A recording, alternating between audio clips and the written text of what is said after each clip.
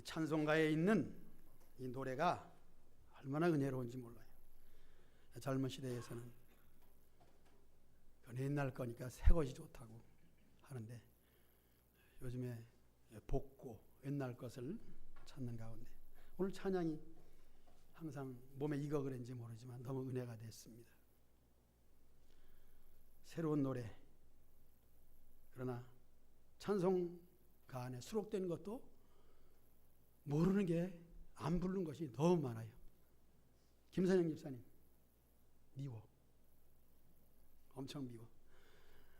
오후에 찬양 역시 여러분들이 많이 모여야 우리 김선영 집사님 준비한 찬양으로 은혜를 받는데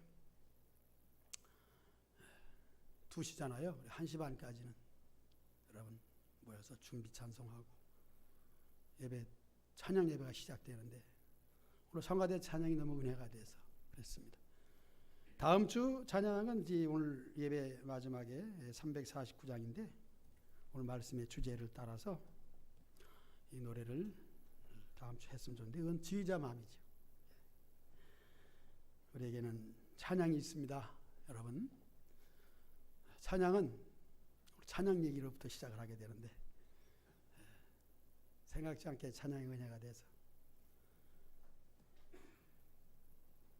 신앙의 고백이고 기도입니다.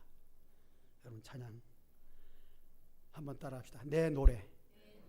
내 노래가 있어야 됩니다.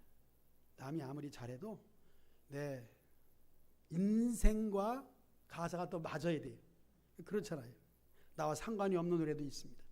은혜를 아무리 많이 받은 사람이 불러도 나에게 와 닿는 것이 없으면 남의 노래예요. 여러분 노래 하나씩 있으시기를 축복합니다. 다 있죠? 그러나 없는 분도 있어요. 하나씩 찾아서 만드시기 바랍니다.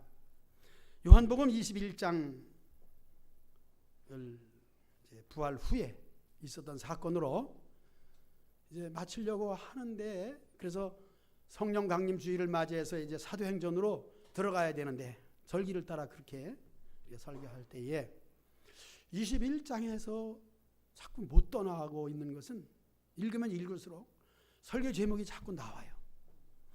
그 옛날에 했던 설교지만은 또 파면 팔수록 샘이 나오는 것은 하나님 말씀이기 때문이고 말씀을 사모하기 때문이다. 그래서 고기가 있느냐 이런 설교도 해봤고 또 지난 시간에 17절인가요? 제목이 뭐죠? 17절 보세요. 응? 근심. 근심해 보셨습니까? 이런 설교하긴 또 제가 이 제목을 본문을 가지고 이제 그렇게 해봤는데 오늘은 이제 나를 따르라. 자, 먼저 고기가 있느냐? 고기를 아무것도 잡지 못했느냐? 고기가 있느냐? 그 다음에 예수님의 질문에 대하여 3번씩이나 함으로 베드로는 근심했다 그랬습니다. 오늘은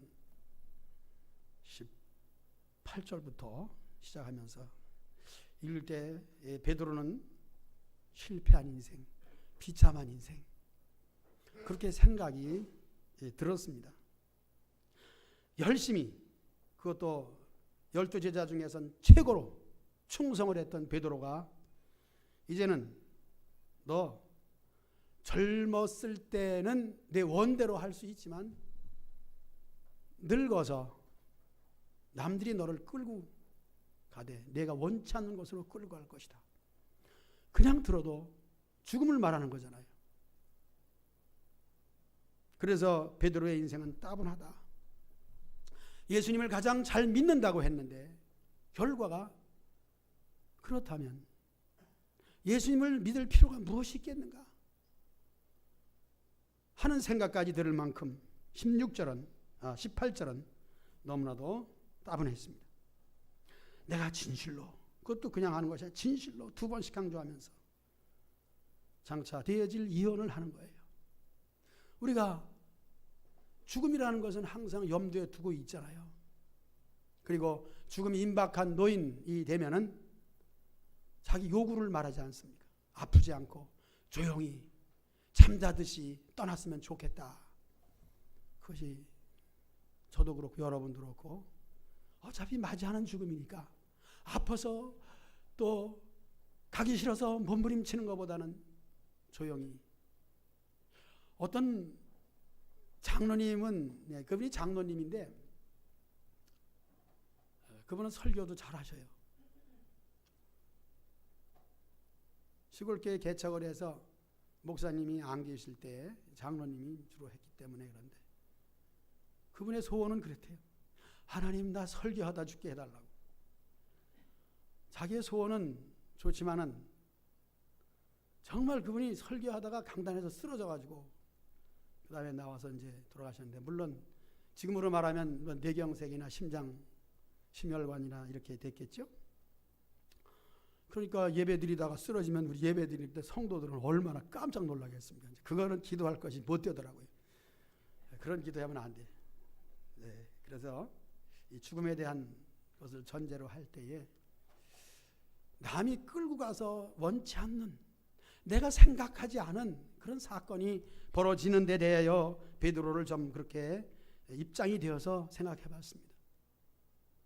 그런데 계속 말씀을 읽으면서 또 베드로의 심정과 예수님의 마음을 생각해 보면서, 그렇다면 바꾸어서 어차피 한번 죽는 거, 예수님은 그 말씀으로 끝내지 않냐고 하나님의 영광을 위하여 내가 순교하리라고 하는 이 순교적 사명을 말씀했기 때문에 기왕 한번 죽는 거 멋지게, 아니 나는 멋지지 않고 다른 사람도 좋지 않고 예수님 믿다 마지막 꼴이 뭐냐. 여기서 또 생각나는 것은 예수님 자신이 그랬잖아요. 30년 부모에게 효도하고 3년 공생의 가운데서 마지막 장면이 채찍에 맞고 피 흘리면서 끌려가서 골고다산에서 당시의 사형 방법으로서는 최고 악형을 받고 돌아가신 거 아닙니까? 그때에 수많은 사람들이 그를 떠났을 뿐 아니라 제자들까지도 다 떠났잖아요. 그 죽음이 비참해서. 그러니까 예수님의 마지막 장면이 사람들로 하여금 떠나게 하는, 덧정없게 하는 그런 것을 생각하면서 베드로도 여태까지 잘했는데 마지막에 사람들이 저렇게 죽어서는 안 되겠다고 할 만큼 처참한 최후의 순교를 생각할 때에 좋아할 사람, 원하는 사람이 어디 있겠습니까? 그런 점에서 이제 오늘 제목이 너는 나를 따르랍니다. 오늘 저와 여러분들이 예수님을 믿는다고 하는 것은 예수님을 따르는 거예요. 아직 예수님을 따르는 것이 모르고 무엇인지도 뭣도 모르고 맛도 모르고 할 수 있는 것도 은혜예요. 왜냐하면 이런 질문을 받았을 때 여기서 덜렁 뒤로 나가 자빠지든지 내가 다시는 교회를 안 나간다 하는 생각이 날 뿐 아니라 그런 결정을 할 수 있는 것이기 때문에 이러한 베드로와 같은 감당할 수 있는 베드로지만 감당할 수 없는 사람에게 이런 얘기를 하면은 교회를 떠날 수밖에 없습니다. 우리가 믿음의 생활하면서 목사님이 원하는 것이, 또 바라는 것이, 또 시키는 것이, 또 내가 이렇게 해야 좋지 않겠는가 하는 것까지 포함해서 아직 그 그릇이 되지 못하면 그것을 받을 수가 없는 거잖아요. 이것은 아무나 받을 수 있는 것은 아닙니다. 너는 나를 따르라 하는 것도 그냥 제가 어려서 군사훈련하는 것을 볼 때에 특히 미군이 와서 앞장서서 가는 찌푸차 뒤에다가, 찝차, 일본 말로 찌푸차, 우리 영어로 찝차, 그 뒤에다는 뭐예요? 모르죠 여러분들. 뭐라고? 송장로님 맨 선두차가 뭐라고 뒤에다 썼어요? 나를 어떻게 하라고? 아유 제목이 있잖아요. 제목 그 얘기 하려고 그러지 내가 뭐. 맨 선두차에다 나를 따르라. 그 뒤에는 뭐가 따라요? 3쿼터라 그러지. 3톤 반짜리. 그 뒤에는 이제 군사 병력을 실은 병력차. 자, 맨 뒤에는 무슨 차가 따를까요? 퀴즈. 손 들고 얘기해요. 설교 시간에 이런 얘기. 맨 뒤엔 무슨 차가 따를까요? 네? 윤 목사님 무슨 차? 보급차. 보급차 뒤에 또 있어요. 보급차 뒤에. 네? 무슨 차? 맞췄습니다. 유생차입니다. 군대 가보셨어요? 군대 안 가셨죠? 맨 앞에는 뭐라고요? 나를 따르라. 그 뒤에 온갖 보급차까지 포함해가지고 쫙 따라갑니다. 오늘 제목은 나를 따르랍니다. 군사 병력을 싣고 가는 가운데 이 군인들은 나를 따르라. 어떤 면에는 죽으러 가는 거죠. 전쟁터로 가는 겁니다. 훈련이니까 재밌게도 할 수 있지만은 그러나 실전에 있어서의 나를 따르라는 것은 고지로 가는 거예요. 싸우러 가는 거예요. 죽으러 가는 거예요. 오늘 예수님을 믿는 사람에게, 베드로에게 나를 따르라. 베드로는 이만한 각오가 있기 때문에 예수님은 그렇게 하신 줄 압니다. 때로는 내가 예수님 따르겠습니다. 그러니까 너는 가서 내 가족을 돌보고, 또 어떤 사람은 나 장사, 부친이 돌아가셨는데 장사만 치르고 와서 따르겠습니다. 그럴 때는 죽은 자는 죽은 자들이 장사하게 너는 나를 따르라. 믿음의 분량을 보시고 말씀하실 때, 저는 여러분들의 분량을 모르기 때문에 알면서도 또 여러분들의 분량에 넘치는 부탁을 할 때도 있습니다. 여러분들이 어떻게 받든지 제가 말하고 부탁하고 권면하고 이후의 일들은 나는 몰라요. 할 수 없으니까. 이미 나와진 말이고 선포된 것이기 때문에 우리 몫입니다. 오늘 나를 따르라고 했을 때 예수님이 우리 개인 한 사람에게 나를 따르라. 예수님이 따르라 그러니까 기분 좋다. 예수님 하나님의 아들이시고 복을 주려고 하는 것이다. 물론 복 주시기 위한 것이죠. 하나님께서는 우리가 복 받기를 원하시고, 따라서 예수님도 우리가 잘 되고 복 받고 형통하고 잘 되게 하기 위해서 말씀하시는 겁니다. 이것만큼은 믿어야 됩니다. 베드로도 이 분량이 되지 못했지만은 그것만큼은 믿었기 때문에 예수님 말씀에 지난번에는 뭐 했어요? 마음에 근심을 했습니다. 다시 지난 시간 말씀 생각하면서 근심할 때는 내 마음대로 결정할 수 없는 것이나 내 마음이 허락이 안 되기 때문에 근심하는 것이기 때문에 믿음을 가지고 예수님 편에서 근심하는 거예요. 이 근심이 여러분들에게 있어야 됩니다. 근심도 하지 않냐고 싫으면 안 하기 싫어? 그만둬. 근심하지 않는 거죠. 기분 좋죠. 왜 근심 안 하니까. 버리고 내가 좋은 거 먹으면 되니까. 그 믿음의 분량 그릇에 따라서 그렇게 하죠. 그러나 베드로는 어떻게 했어요? 내가 이해도 못하는데 그것도 3번씩이나. 요즘 한 번까지는 봐주는데 2번까지는 안 봐주지. 2번 얘기하면 무슨 소리? 잔소리죠. 3번까지는 뭐라고 표현할 수 없습니다. 그러나 베드로는 예수님 말씀에 근심했습니다. 왜? 무슨 뜻일까? 왜 그러실까? 우리 개인적으로도 삶 속에서 비록 노인이 되어서 치매기가 좀 있다 할지라도 2번, 3번 얘기하면 근심하시기 바랍니다. 첫째는 왜 저 노인이 망령을 떨을까 하는 마음으로 근심하시고, 물론 베드로는 그런 근심은 아니죠. 전능하신 하나님의 아들이시기에 3번씩은 물어보는 데는 반드시 뜻이 있다는 것이죠. 그러나 우리는 어떻게 해석을 하든지 어떤 근심을 하든지 그래도 뒤받지 말고 근심하시기를 바랍니다. 그렇게 근심하면서 망령기가 있는 노인들의 말도 근심해 놓고 보면은 망령기가 좀 돌아와서 제정신이 들면은 야, 내가 그렇게 잔소리 했는데도 다 받아주니 너는 참 기특하구나.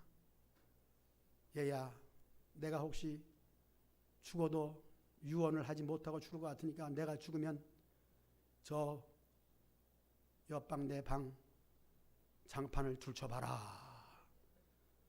그렇게 할 것입니다. 그러나 예수님 말씀에 베드로는 근심했다. 오늘은 어떻게 했습니까? 그 다음에 보니까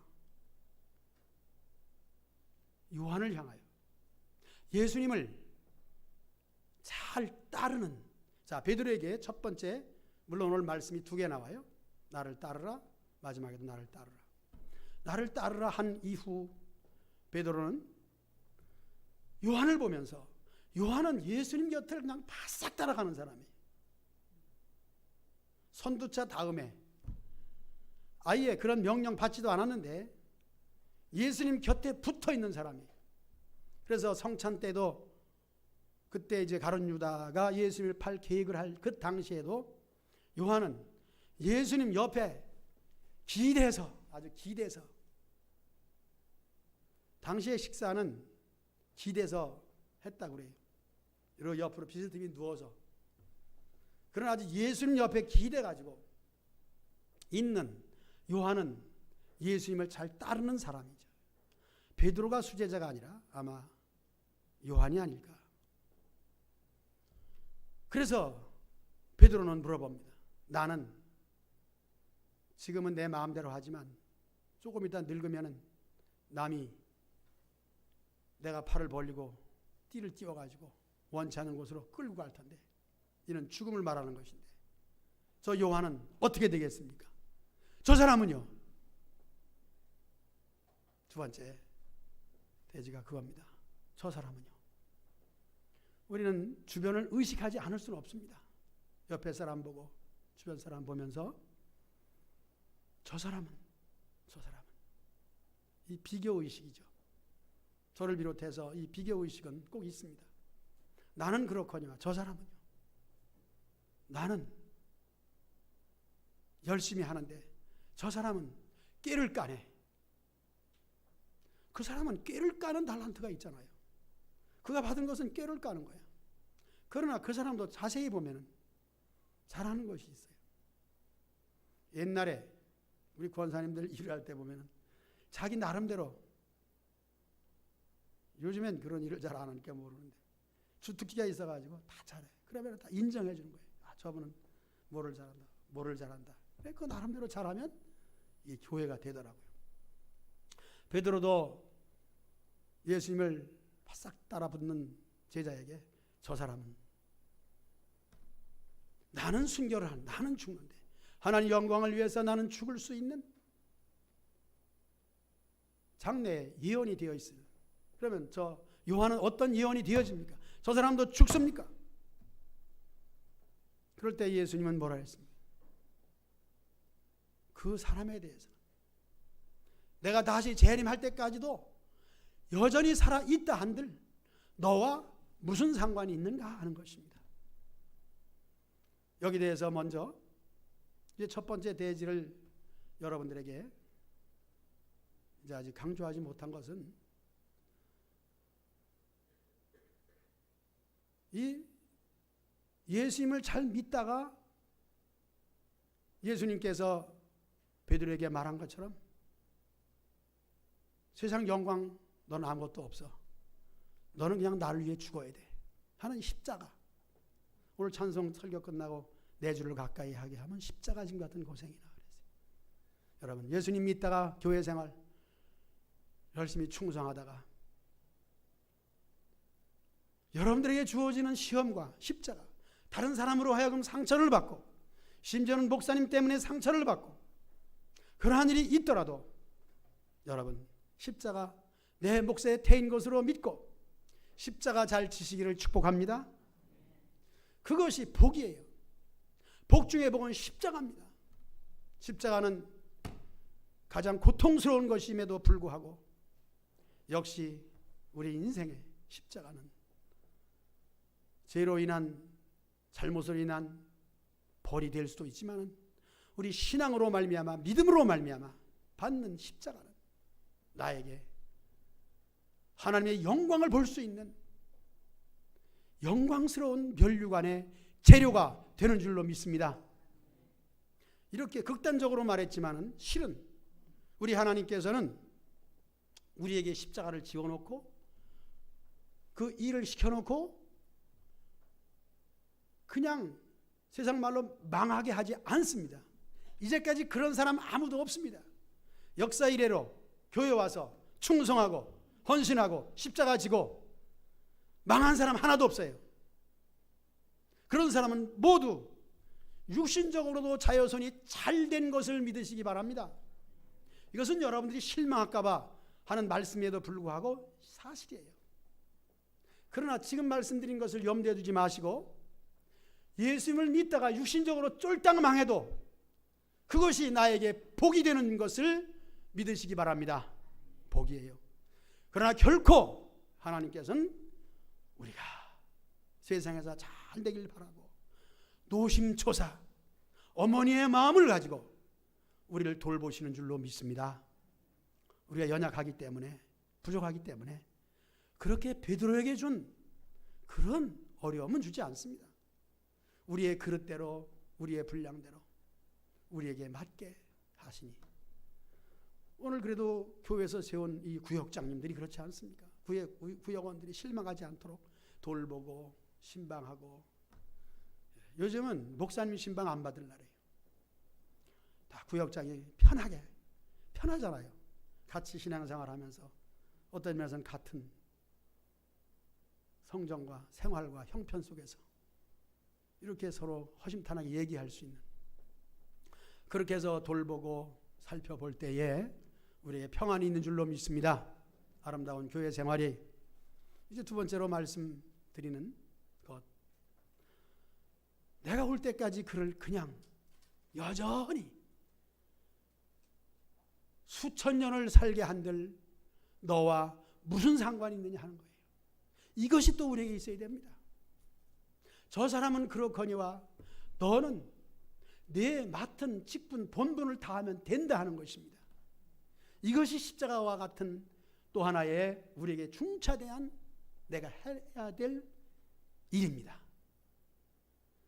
남이 어떻든지 내 맡은 일을 내가 할 때에 하나님의 교회가 이루어지는 줄로 믿습니다. 우리는 남이 잘하면 칭찬해 줄 줄 알고, 남이 못하면 잘할 수 있도록 권고해 줄 수 있어야 됩니다. 그래서 항상 그런 말을 쓰잖아요. 나를 돌아볼 뿐더러 또 다른 사람의 일을 돌아봐 나의 기쁨을 충만하게 하라 하는 바울의 말을 인용해서 우리 한번 할까요? 돌아보고 둘러보고 교회를 보살피는, 성도를 보살피는 가운데 우리에게 평안이 있는 줄로 믿습니다. 어디에 평안이 있을까요? 나 혼자의 신앙생활은 교회가 아닙니다. 무교회주의자는 반드시 이 사실을 알 거예요. 왜냐하면 무교회주의자라, 함석헌 씨가 그렇게 했잖아요. 굉장히 똑똑하고 훌륭한 학자죠. 그러나 무교회는 있을 수가 없는 거예요. 믿음의 생활은 나를 표현하고 내가 섬기고 서로 돌아보고 하는 가운데 교회가 만들어지는 거예요. 하나님 반드시 교회를 세워서 구원의 역사를 이루시는 거죠. 그럴 때에 남에 대해서 어떻게 생각하느냐, 시기와 질투가 있을 수도 있습니다. 또한 그 사람에 대해서 관심을 가질 수도 있습니다. 여기에 대해서 우리는 항상 우리 주님 편이 되어서 나에게 이 십자가를 주고 내가 원치 않는 곳으로 순교의 사명을 가지고 있다 했을 때 예수님을 더 바싹 따른 저 사람은 먼저 순교할 것이다 하는 생각이 들더라도, 질문을 할지라도 그 질문에 대하여 하나님의 응답이 그 사람은 그 사람이고 너는 너다 한번 따라합시다. 나는 나다. 나는 나다.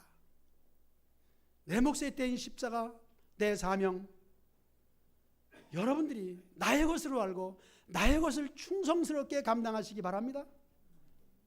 남의 것은 그 사람이 그렇게 해서 상급을 받든지 잘못해서 악하고 게으른 종이라고 그렇게 받을 망정, 그럴지라도 우리 자신은 내 자신이 할 일을 잘함으로 말미암아 하나님의 아름다운 교회를 온전히 만들어가는 저와 여러분들이 되시기를 주의 이름으로 축원합니다. 쉽지는 않아요. 쉽지 않기 때문에 기록했고 오늘 제가 말씀드린 게 아니겠습니까? 저는 참으로 감사한 것이 나이가 한 살 더 먹어가는 것이 대견스러웠던 어린 시절, 그때는 처음 만나는 친구들이라든가 낯선 사람들이 오면 한 살이라도 더 먹게 하려고 내가 형님이라는 소리 들으려고 나 몇 살인데 하면서 2살 정도는 더 이렇게 띄워서 얘기하잖아요. 여러분도 다 그랬잖아요. 안 그랬어요? 안 그랬구나. 어려서 안 그랬구나. 나는 특별한 사람이야. 그런데 좀 더 세월이 지나면서 나이를 줄이고 싶은 거예요. 그래서 2살이나 5살 정도로 어리게 하려고 애를 쓰는 것. 그것이 바로 우리 인생이라고 생각을 합니다. 그런 가운데 우리 목사님들은 70 정년제를 만들어 가지고 그 정년제를 만든 동기는 무엇이냐면은 그냥 한마디로 얘기하면 건강해서 너무 70이 돼도 그냥 일을 너무 열심히 하니까 젊은 사람들이 일할 자리가 없는 거예요. 교회에서 젊은 사람들을 키워가지고 나 같은 사람을 만들어야 되는데 내가 아직 건강해서 70이 아니라 75세, 80이 돼도 그냥 펄펄하게. 왜냐하면 하나님의 일을 하니까 건강에 복을 받아가지고 그러다 보니까 젊은 사람들이 할 일을 하지 못하니까 법적으로 70 정년제를 만들었어요. 그래서 나쁘면서도 좋은 거예요. 그런데 요즘에 감사하는 것은 아직 70이 되기 전이라고 하는 가운데서 빨리 70이 돼서 끝나야 되는데 아니 그 이전에 이제는 오늘 말씀과 연결시켜서 그렇습니다. 내가 내 띠를 띠고 내가 활동할 수 있을 때 좀 여러 가지 우리 성도들을 위하여 수양관도 좀 와서 쉴 수 있게 만들어 놔야 되는데 왜 그렇게 잘 되어가고 있는지, 그러나 내 몸은 왜 안 따라주는지, 잘 되어가는 내 몸은 안 따라주더라고요. 그래서 여러분들이 행복한 충성하고 헌신한 분들이 행복한 수양관을 만들기 위해서 애를 많이 씁니다. 그래서 빨리 은퇴해야 되는데 그런 면에서 왜 70이 빨리 안 되지? 이야기는 하나님 앞에 하나님의 뜻을 위하여 충성하고자 하는 사람은 나이가 상관이 없습니다. 1살 뻥튀기 할 필요도, 아니 2살까지 뻥튀기 했죠. 2살 뻥튀기 할 필요도 없고 2살 아니라 5살을 줄일 필요도 없이 있는 그대로 주신 은혜대로 열심히 충성하면 되는 줄로 믿습니다. 나를 과장시키지도 말고 나를 줄이지도 말고 남이 어떤지 이렇게 하든지 내 일을 내가 감당할 수 있는 베드로의 마음, 예수님이 말씀한 것처럼 그 사람은 그 사람, 너는 너, 따라합시다. 나는 나다. 여러분은 여러분입니다. 여러분들이 어떻게 믿음의 생활을 하는가? 여러분들이 이제 말씀 듣고 말씀 안에서 오늘 말씀의 제목은 나를 따르랍니다. 예수님을 잘 따르는 것. 십자가가 되어도 행복과 즐거움이 되어도 예수님을 잘 따르는 여러분 되시기를 축복합니다. 마지막 부분에서 베드로가 그를 보고 예수님께 여짜오되 주님 이 사람은 어떻게 되겠사옵나이까? 예수님께서 이르시되 내가 올 때까지 그를 머무게 할지라도. 예수님은 과장 예를 들어서 그런 얘기했습니다. 그렇습니다. 그 사람에게 더 많은 것을 줄지라도, 그 사람에게 더 좋은 아름다운 세상의 복까지 겸해 줄지라도, 너는 내 십자가 내가 지고 내 사명 감당할 때에 그것이 나에게 너에게 줄 점수인데 100점짜리다. 여러분 100점짜리 되시기를 주의 이름으로 축복합니다. 찬송하겠습니다.